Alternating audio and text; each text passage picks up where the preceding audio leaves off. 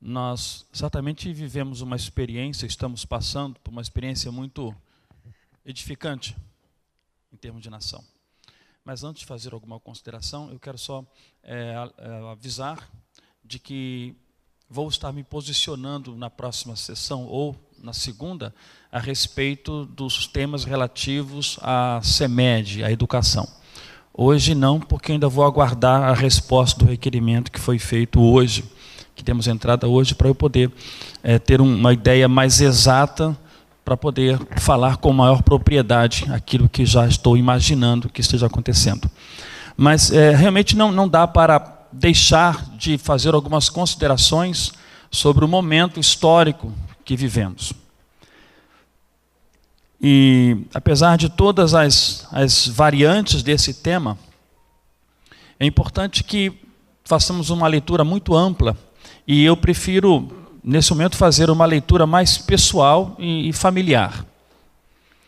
Porque o tema da greve, aumento do preço de combustível, seja lá o que for, é uma informação no meio de tantas outras que envolve o nosso dia a dia. Por que eu estou dizendo isso? Certa vez, e vou usar dessa experiência histórica e bíblica, porque lemos a Bíblia aqui, na ideia de que somos majoritariamente cristãos, e mesmo aqueles que não são, não se opõem, então eu vou tomar essa liberdade. Há uma história muito interessante, que creio que todos conhecem, que é a história do rei Absalão e Jeroboão.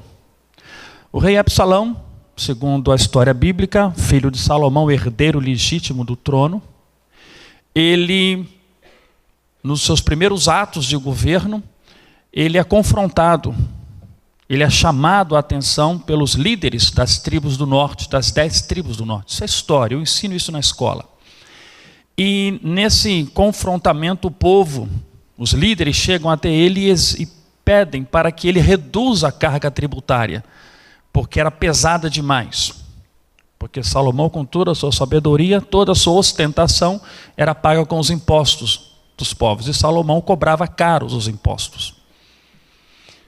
Esse jovem rei pede 3 dias para pensar numa resposta. E segundo o relato bíblico, ele pede o conselho aos sábios que auxiliavam o seu pai, e esses sábios dizem para ele: reduza os impostos, porque você vai ganhar o coração do povo. Mas esse jovem rei prefere pedir o conselho dos seus colegas. E esses jovens colegas dizem: aumente os impostos, porque eles vão saber que quem manda aqui é você. E esse jovem rei, Roboão, dá ouvidos aos seus colegas de futebol, seus colegas de farra. E quando vêm os líderes das tribos do norte, a resposta que ele dá é basicamente a isso: se o meu pai pesava com um dedo, eu vou pesar com um dedão. E ele aumenta e sobrecarrega o povo. Conclusão: as tribos do norte se rebelam, o país se divide e nunca mais se une.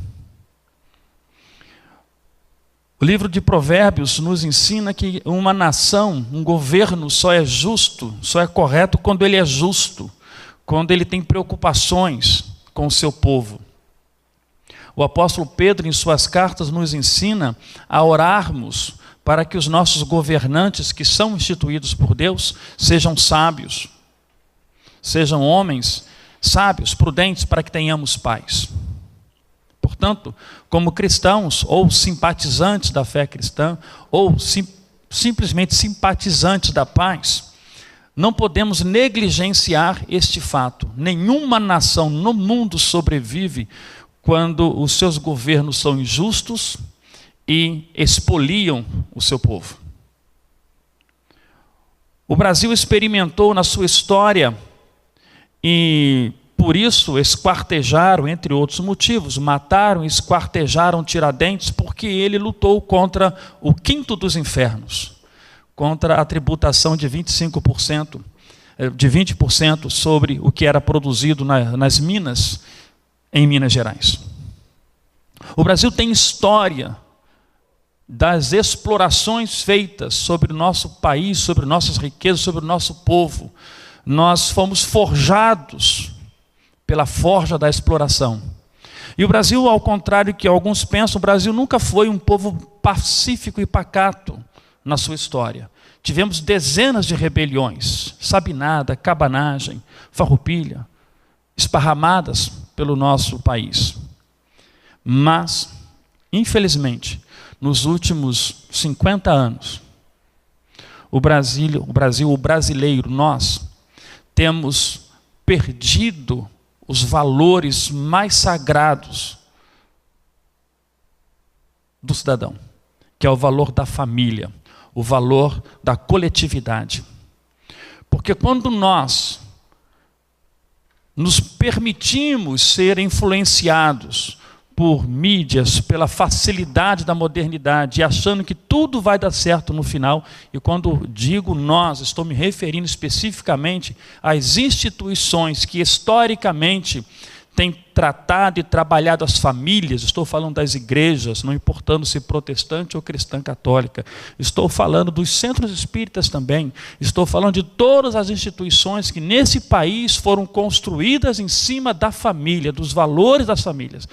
Nós, essas instituições a qual também represento, pois tenho formação cristã, tenho formação, fui pastor nessa cidade, sou presbítero hoje, auxilio minha igreja naquilo que posso. Nós estamos falhando ao não assumir a responsabilidade de exigir que o nosso povo, congregado a nós, e o país como consequência, tenha uma postura clara de irritabilidade com a exploração que nos é imposta.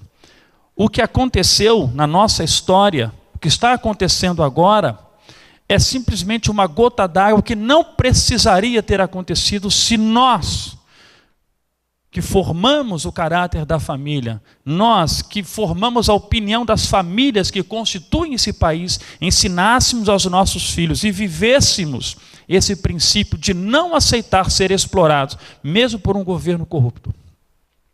Se nós tivéssemos nos posicionado como cristãos ao longo dos últimos 30 a 40 anos, nós não estaríamos vivendo o que vivemos hoje, governados por governos que só sabem sugar a riqueza do país e as nossas almas. Tudo que vivemos hoje, somos responsáveis. Eu sou responsável. Porque fiz a reflexão, quantos sermões, enquanto pastor, eu fiz questionando isso.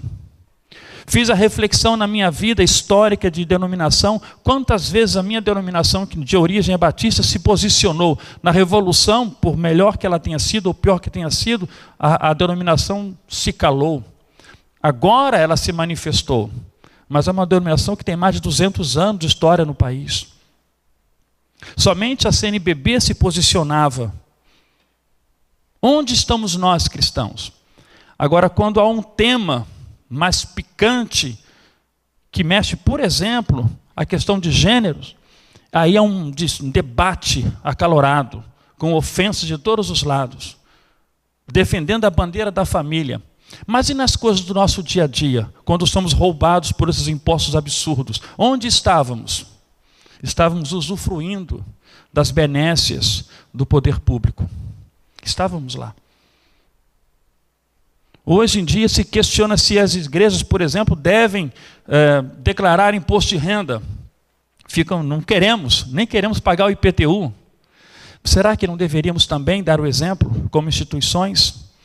No mínimo dizer de onde vem o nosso dinheiro? Será que não deveríamos emitir recibo aos dizimistas para que o governo soubesse de onde vem esse dinheiro que entra nos cofres de todas as igrejas, para que saibamos de fato o que está acontecendo? Não deveríamos nós nos envolvermos 100% na vida política e pública do nosso país? Temos que sair da simplicidade de nossa profissão de fé. Nós, como cristãos, especificamente agora o grupo cristão, nós cremos, independente se católico ou cristão, porque temos o mesmo princípio nessa questão, nós cremos no reino eterno, cremos na vida após morte, cremos na ressurreição, Mas como o próprio Jesus disse em sua oração no Getsemane: Pai, não peço que os tire do mundo, mas que os livre do mal. Nós vivemos aqui. Nós temos que compartilhar das alegrias e dos sofrimentos de todos. Nós, como cristãos, nós, como sociedade em geral, que amamos o bem, que queremos o bem, que queremos a paz, que queremos ter famílias, filhos crescendo sadios, que queremos trabalhar, conquistar o nosso dinheiro, construir a nossa casa, comprar o carro, comprar alguma coisa, melhorar a nossa vida. Todos nós que queremos e temos esse direito, temos que fazer uma séria reflexão. Nós temos que sair da comodidade e fazer parte das mudanças que tem que começar de nós como indivíduos, nós como instituições, para que o governo, que é a instituição maior, que por nós é eleito, eles não caem de paraquedas, nós os elegemos, para que eles não se achem donos do poder e de nosso corpo e de nossa alma, para que eles respeitem aquilo que Deus já disse há milhares de anos. Nenhum governo sobrevive quando ele é injusto. Nenhum reino sobrevive quando ele expolia o seu povo. Ninguém sobrevive dessa forma. Creio que esta é a grande lição que eu tomei para mim e quero compartilhar com vocês nesta noite. E que Deus, de alguma forma, e certamente será um milagre, nível abrir mar vermelho, faça uma transformação no nosso país, para que nossos filhos e netos, porque nós talvez não vamos usufruir tanto, mas nossos filhos e netos, com o amadurecimento do nosso povo, possam usufruir de um país melhor, mais justo, mais correto. Mas tem que começar de cada um de nós, seja na igreja, na vida particular e nas urnas, nos próximos pleitos. Que Deus nos abençoe e derrame a misericórdia dele sobre o nosso país, porque nós precisamos e merecemos. Obrigado.